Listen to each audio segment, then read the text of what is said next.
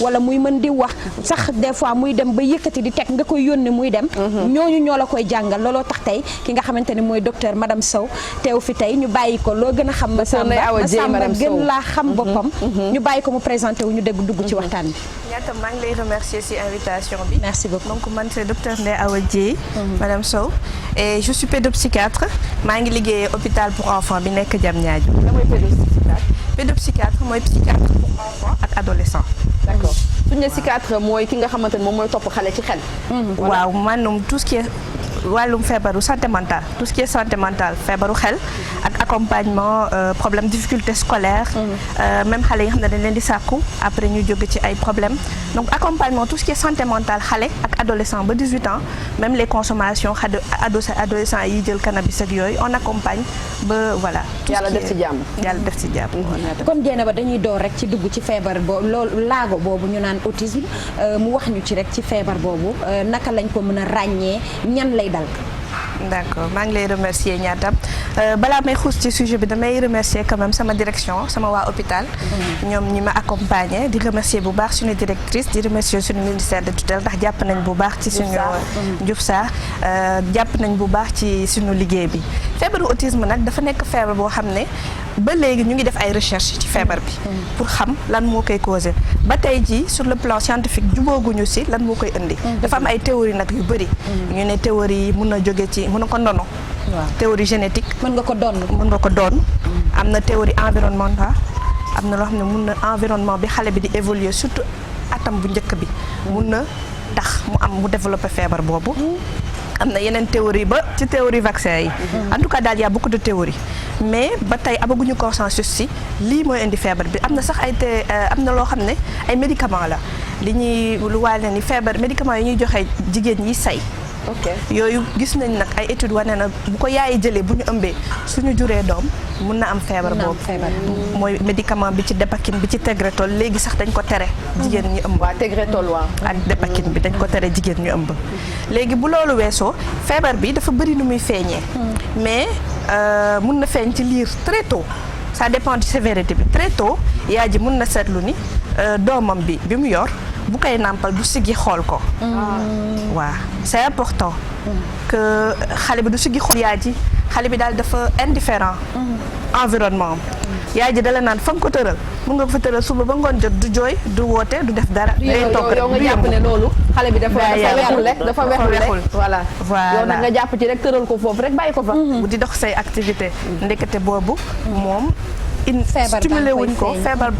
teel na feeñ ci moom da koy nàmpal xam nga olof sax da koy wax xale moom yaay bu koy nàmpal dafa war a siggi di ko xool doo capter sa regardu doom mukk du la xool nga gis xale bi di évoluer di màgg si kër gi souvent nag feebar bi très tôt day ànd ak retard dox xale bi day xaw a yeex a dox wala mu yeex a toog loolu waajur da koy seet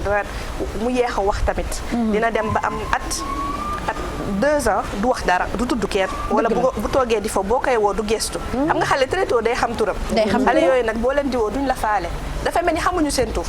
wala boo ko tuddee nga ne ko kaay jël wala am mun na gestu xool la li nga koy indil moo ko intéressé mais boo woowee turam du la faale loolu très tôt la am na lu ñuy seetlu aussi xale mun na am développement bu normal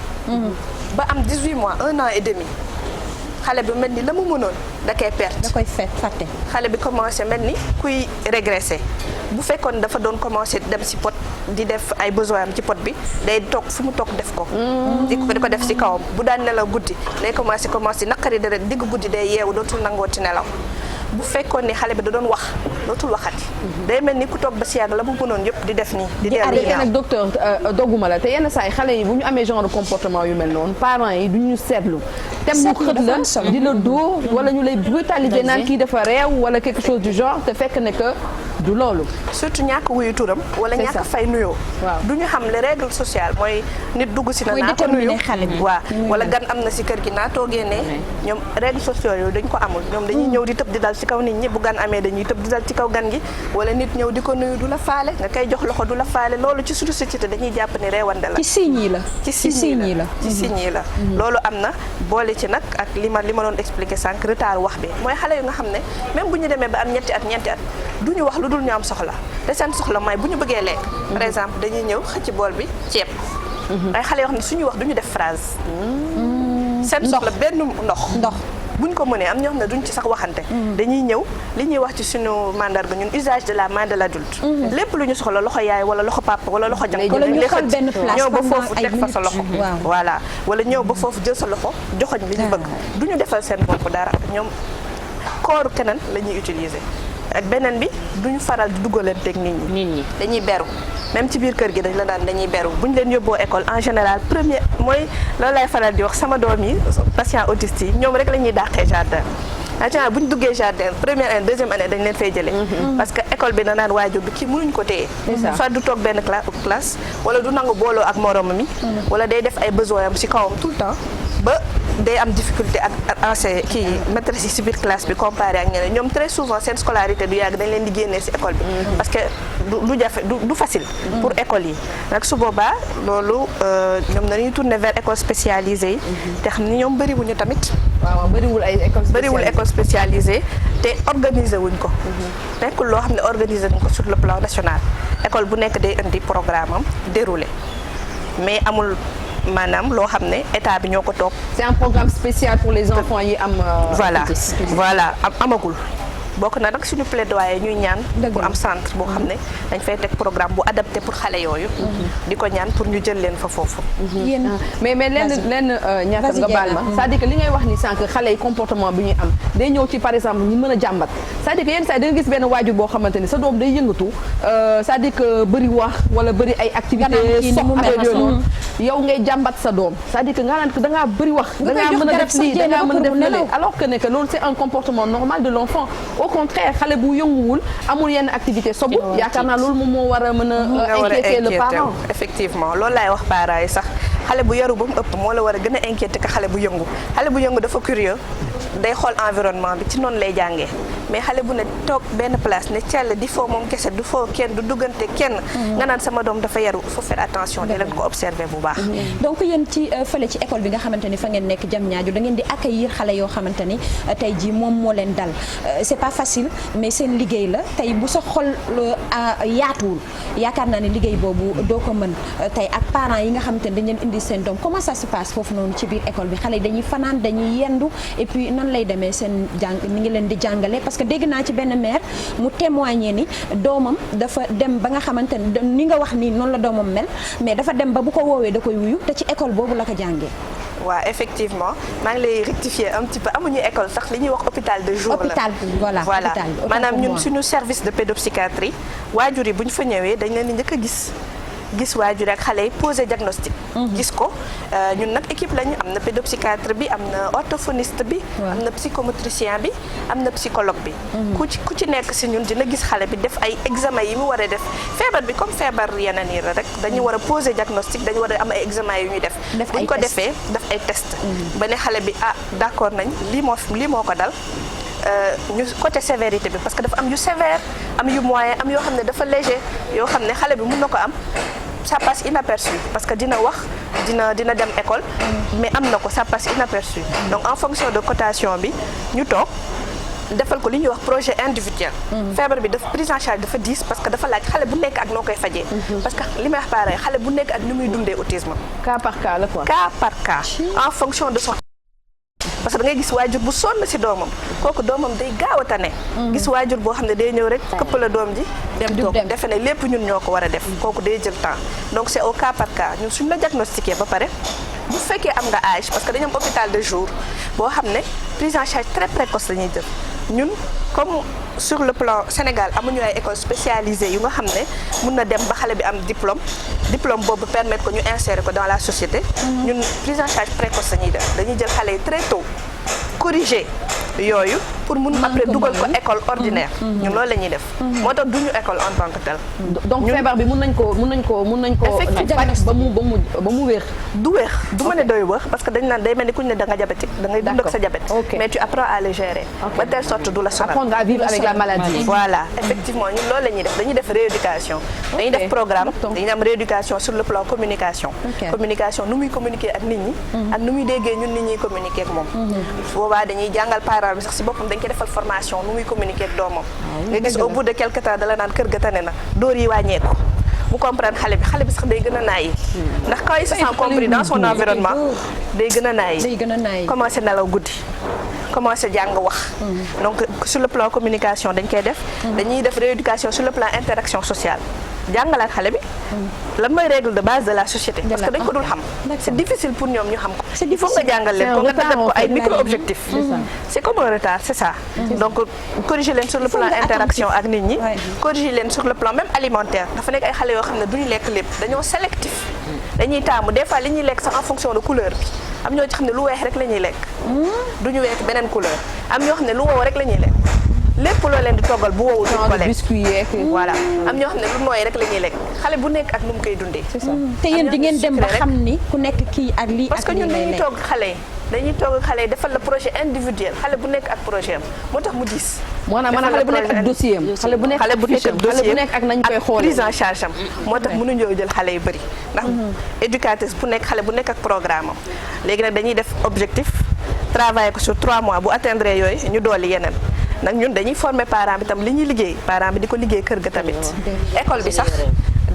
dañuy tax partager ak école yi boo waxee suñu doom ngay wax parce que ñoom dañuy jël xale yi comme seen ay doom je pense que loolu aussi c'est important mais tey ci journée bi journée de sensibilisation la lii nga def ni tey ñëw seet suñu ci yeewu leen bokk na ci mais lan mooy tey seen programme tey ci journée bi waaw tey ci journée bi xale yi nekk école instant bi sax tey dañ leen defal journée récréative génnee leen instant bi normalement ànd nañu bus bi dem nañ Parc Hann bu ñu jógee Parc Hann dañuy dem dans un resto de la place où on va travailler avec eux génn resto parce que c'est difficile xale yooyu seen waajur yi génn leen parce que dañ la naan dafa metti boo ko génnee day metti donc on leur offre quelque chose qu'ils n'ont pas l'habitude peut-être d'avoir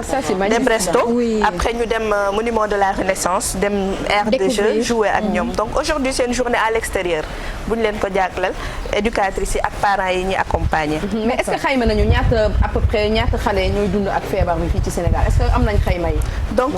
man damay def recherche ci feebar boobu depuis 4 ans donc am na benn étude bu ma def ci feebar boobu mais c'est très difficile parce que xam nga dañu nekk société sénégalaise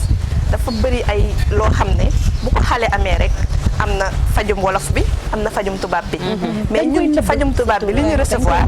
quand même xale yooyu am nañ sur 100 personnes benn wala 1,8% la ñu am ci chiffre fii étude bi sax maa ngi ko defee hôpital Fann mais hôpital étude boo xam ne couvrir na Sénégal amul parce que ñi koy faj bëreeguñu c'est vrai jamono ji mun naa ne ñun ñaar lañ fi Sénégal c'est vrai waaw ñaar ngeen fi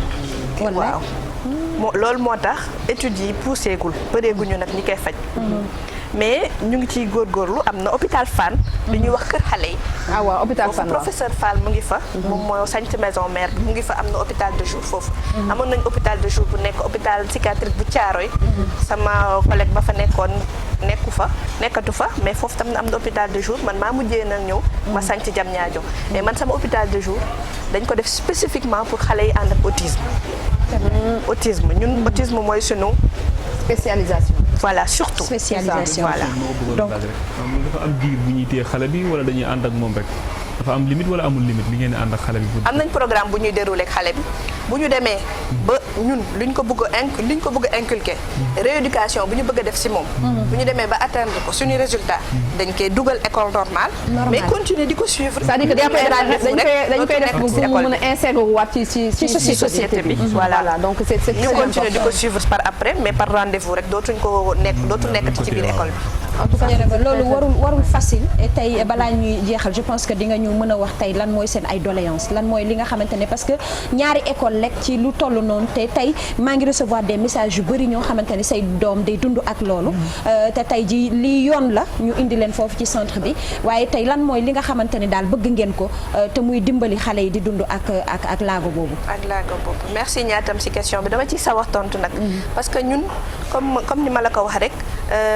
feebar bi am na nit ñi xamuñu ko mais dernièrement tamit gis nañ ni parents yi ñu ngi suivre réseaux sociaux yi parents yi ñu ngi ñëw ñun nag dañoo héberger ci biir hôpital bi dañu amaguñu service.